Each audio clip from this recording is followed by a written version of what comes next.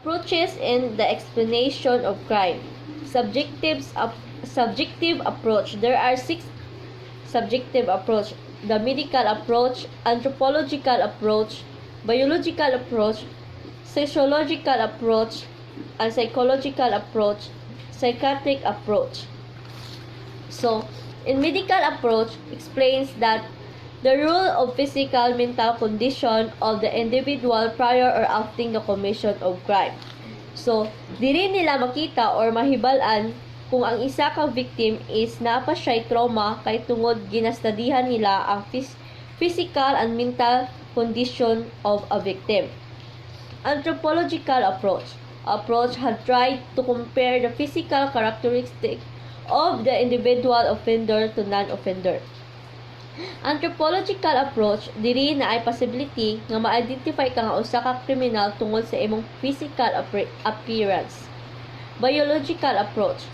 Donald Taft cited that heredity is the one causes of crime, but West explains that heredity has nothing to do with the crime because no one is to be born as a thief, but criminal behavior produced by faulty child rearing. In biological approach, for example, men between the ages of the stage of 18 to 25 are non-prone to violence because their brain development. Sociological approach.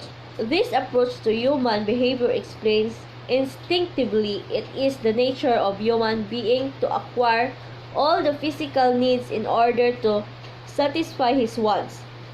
So, sociological approach, for example, ako gusto ko nga maka-cellphone o iPhone 11 Pro Max. Tungod sa akong kagustuhan, na ako'y nakita sa isa ka table nga naay iPhone Pro Max nga cellphone dito, nga gipatong, and then, tungod sa kagustuhan nako nga maka-cellphone ato nga iPhone, akong gikuha aron masatisfy ko sa akong gusto. Psychological approach. Contribute facts concerning deprivation in the human needs, desire, and individual deprivation in personality. For example, estudyante, tapos tingbayad na sa tuition kay ting exam. And then, wala pa siya kwarta, ay kabayad. So, mauto, nagita siya paraan or mangawat siya og kwarta para lang makabayad sa tuition.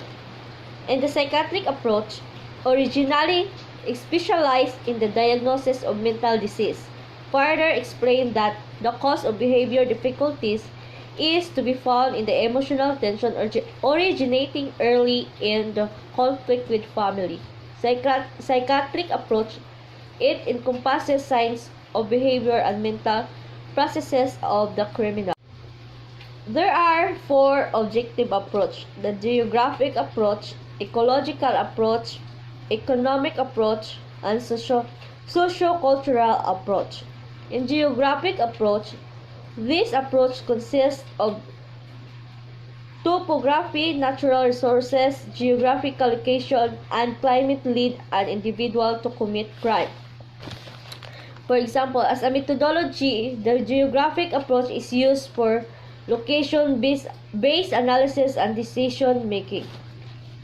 Ecological approach is concerned with the biotic grouping of men resulting to migration, competition, social discrimination, division of labor, and social conflict as factor of crime. Ecological approach is focuses on both population level and individual level, determining of health and influence.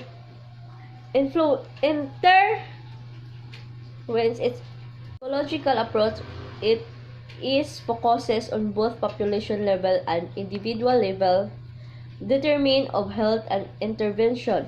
It also considers issues that are community-based and not just individually focused. Economic approach. It deals the explanation of crime concerning the financial security of inadequate and other necessities to support life as factors to criminality. So in economic, for example, the economic model sees the criminal as committing a crime in the expected gain from criminal activity exceeds the gain from legal activity to generally work. Socio-cultural approach. This that focus on institution, economic, financial, education, political, and religious influences to crime. It examines the influence of social and cultural environments in behavior. Approaches in the explanation of crime.